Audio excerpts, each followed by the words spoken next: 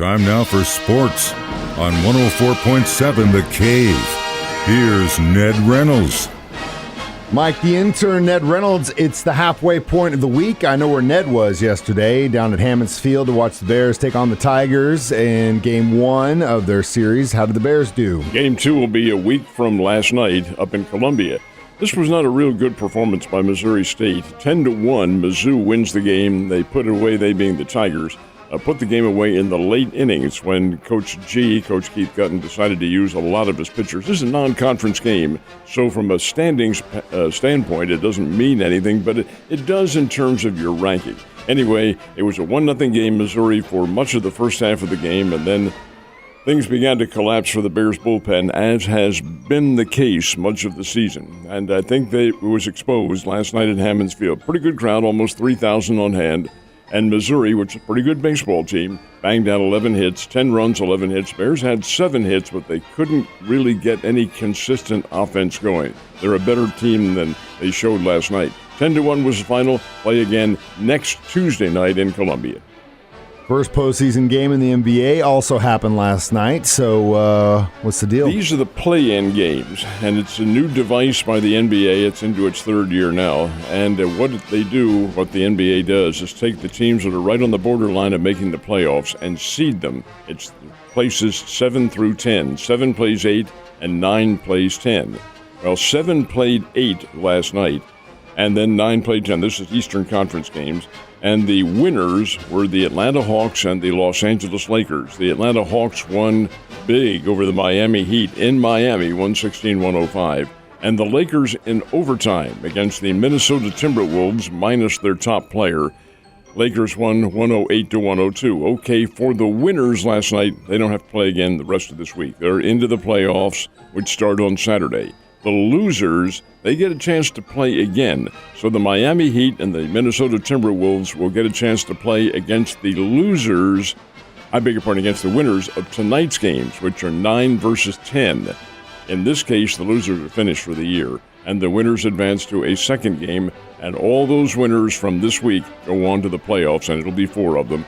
That's a convoluted way of beginning the playoffs, but it has begun in the NBA. Last but not least, we talk about the changing of the guard all the time, and there seems to be a young stud on the golf tournament that's kind of stepping up to the plate, isn't he? Well, he was playing very well, but will not play now for the rest of the year, and that's Will Zalatoris. He pulled out of the Masters right at the start of the competition last Thursday because of back problems. He could not get rid of these back spasms and went to the doctor, and the doctor says, you're not going to get rid of them either until we perform surgery. So they did over the weekend, and this was rather extensive back surgery, and Zalatoris is out for the rest of the year. That's too bad. He's a very young, fine player, has won some big tournaments, was going to make a name for himself and still will, but it's not going to be in 2023. He is finished. So Game 1 against the Rockies, Cardinals just could not get it together. What about Game 2 in Denver? Almost didn't get it together in this one either. Miles Michaelis on the hill, and he has a very brief 2-0 lead over Colorado, and then the Rockies really went to town on him in the 5th inning, exploded for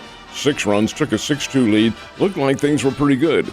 But the Colorado team has the same problem as Missouri State's Bears. They don't have a whole lot of pitching, and that pitching began to collapse, and the Cardinals got back into it, had a big inning in the 6th, tied the game at 6-6. So it is tie going into the 9th inning. Cardinals come to bat, and Nolan Gorman hits a leadoff home run, and that set the stage. That made it 7-6. Cardinals added 2 more runs and beat the Colorado Rockies 9-6. It's a nice win for the Cardinals. They had to have it. The Redbirds are now 4-7 on the year. They will play this afternoon out in Denver under the sunshine, and hopefully it's nice and warm out there, and I think it will be. And as far as the Royals are concerned, well, we'll talk about them coming up right now. The Royals and the Texas Rangers played down in Arlington, Texas. And the Royals were facing one of the best in Major League Baseball in Jacob deGrom, and he threw 9 strikeouts in this game. Nonetheless, Kansas City had a chance. The Royals had tied the game, and they were very much into the battle going into the 10th inning. It was a 5-5 game in the 10th inning. Texas got a couple of runners on base, and Jonah Heim, who is the Rangers catcher, blasted one. 3-run walk-off home run. Rangers win by a score of 8-5. It's a tough way to go. It really is.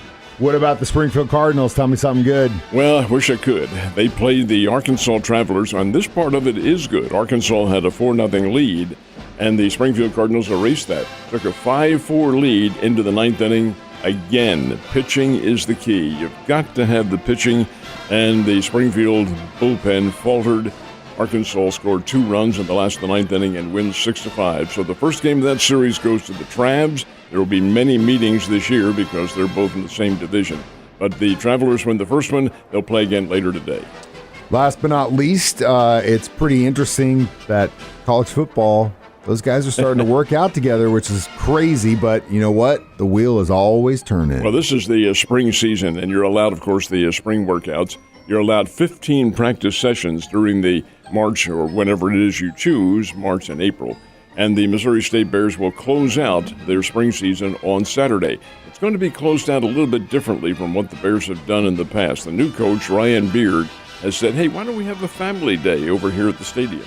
So they will. They're going to open up the gates at 1 o'clock. This is the Plaster Sports Complex, and they're going to have all sorts of fun things, cookouts and rides and things like this for the kids, and maybe games for the kids to play. That'll go on for a couple of hours, and then the football team will have their intra-squad game, and that'll be about 4 o'clock on Saturday afternoon. So it should be fun, and indeed it's a great way to see what the Bears are going to have under a new coach.